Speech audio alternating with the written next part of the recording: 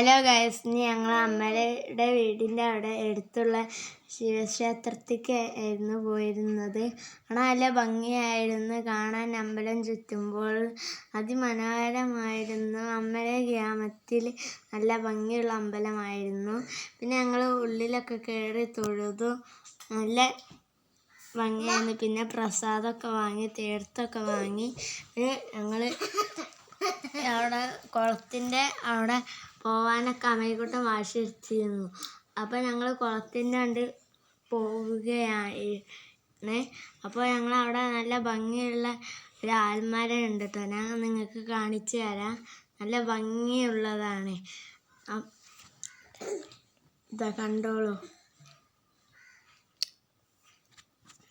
നല്ല ഭംഗിയില്ല ആൽമരം കാണാൻ.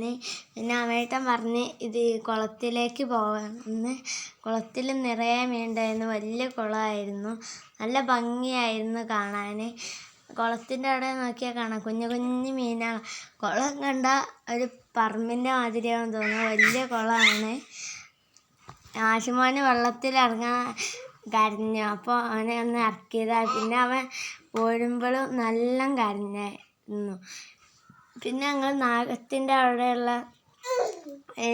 തൊഴുന്ന സ്ഥലത്തേക്ക് പോയി. പിന്നെ അമ്മേക്കുട്ടന് കൈ പിടിച്ചപ്പോൾ അവന് വാശിയായിരുന്നു. അപ്പോൾ ഓടി റോട്ടുമ്മ കൂടി. ഇന്നത്തെ വീഡിയോ ഇഷ്ടപ്പെട്ട ലൈക്കും ഷെയറും